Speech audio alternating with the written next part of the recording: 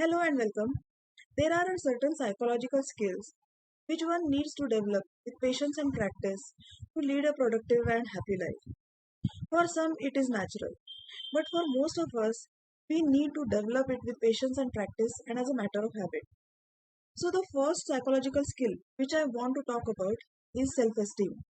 Self esteem is like a manure to a person's life. When self esteem is high, then a person's life proliferates and grows. They bear the flowers of ideas and fruits of their toil.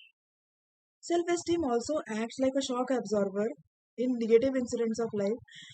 Like these days, a lot of showing up tendency is present around in the society, and also a lot of destructive criticism in the form of trolling. So, self esteem, when the self esteem is high, then people automatically become immune to these social tendencies. So, if I want to talk about self, what defines self esteem in a very simple words, then what will I say? It is the confidence of a person in what he thinks, feels, or acts. He is sure of his own goals, needs, wants, and his aspirations. He can accept his follies with a lot of grace, and also he is able to speak or express his opinions without being fearful.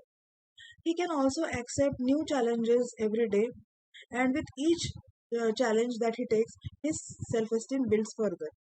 Self esteem can also rise and dip according to age or according to life circumstances. But when a person is aware, then he doesn't let it dip automatically or without his knowledge. He does things or acts in such a manner that his self esteem remains high. So I'll to explain it further, I'll just give you an example of a lady that I knew. She had a very nicely running and a prolific boutique which she had started when she was young.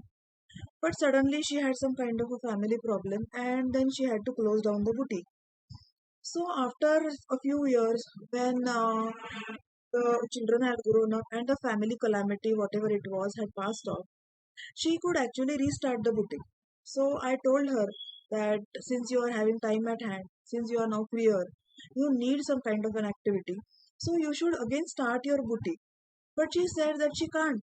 She can't do it because she is no longer confident about how she will run it, whether she is capable of doing it anymore, and she had number of doubts. So her self-esteem had really taken a hit.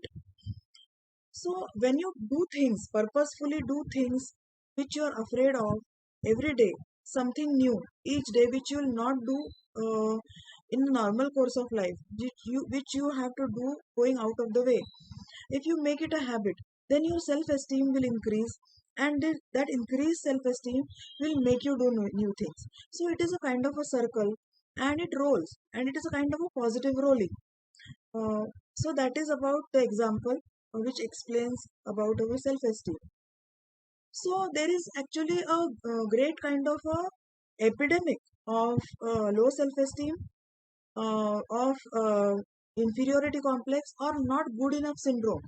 This not good enough syndrome is uh, actually increased in today's society because of the advertising media, because of the social media, where showing off as perfect in everything is a fashion or the in thing.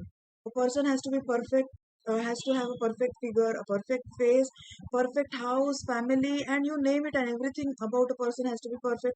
And he has to go on showing it off on the social media and in the society every day. If he realizes that there is something not actually perfect in him, then he is supposed to hide behind the society, or he should not show his face. And so this not good enough syndrome is constantly showing its increasing its face everywhere in the society. So actually, what will you do to keep your self-esteem high and be immune to these kind of social tendencies, or uh, the self-esteem which will help you progress in life? So the Nathenial Branden, who was a self-esteem expert, has described six dimensions to self-esteem. And the first dimension that we want to talk about is living consciously. Living consciously simply means living with an active mind, a mind that is aware to its own thoughts, feelings, and its actions, as well as is aware of the external realities. That is a mind which is receptive to new things happening around him, and as well as perseveres. When the mind does not understand something around it, then it perseveres to understand it. It is ready to take new challenges every day, to change its course according to the situations. That is living consciously. I can give few examples from my personal life, some funny examples, and some little bit of learning experiences that I have got.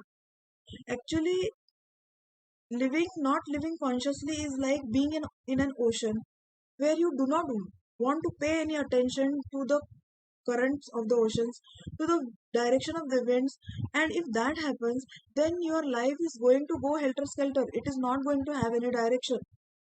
For living consciously is like taking charge mentally. So I'll give you one example is that my daughter went to her hostel a few years back, and after she went, I was used to making a certain amount of food. So I should have reduced or fine-tuned the quantity of food that I was making. But I was sleepwalking, and I just went on preparing the same amount of food every day, in spite of actually knowing that she is not going to be there to eat it. And so each day, the food for one person started going waste. So that was my awakening call. Ki, no, I have to get up. I have to wake up and tell myself that be aware that your daughter is not at home now, and you are supposed to prepare food only for three people. So this is an example, a very little example of sleepwalking through life. So many times we go to a fridge, we open it and we do not know why we came there. And that is a situation for larger things in life. It doesn't remain for the only small things, but it just spreads throughout our life. So we need to be very conscious, very aware of what is happening within us and also outside of us. Another example that I'll give you is like for the kid. I have observed my daughter quite keenly as a toddler, and I would sit and ask her that go and bring the storybook. We are going to read a story. I would be sitting in the living room, and she would go to her room, and she was supposed to bring her a storybook so that we could read. But as she walked to her room, she would get distracted by water in the bathroom. She would go and play with the water. She would splash the water all around herself. Then she would come out. She would find a ball in the room. She would pick up the ball and just go on throwing it here and there and spend time with the ball. And in this way, I would be sitting in the living room, and my daughter wouldn't return even after 10 minutes. Then I would suddenly become aware, get up and go to her room and find out that she is doing everything other than getting the book that she is supposed to read with me. So many times, not children, but adults are also behaving in the same manner, and we need to understand that it is extremely important that we live with awareness and live consciously, which will eventually help build our self-esteem. How? That will be we will see in the next video, because each of these pillars which I am talking about has a very important aspect related to building our self-esteem. Hope you get some insight from this video. Thank you so much.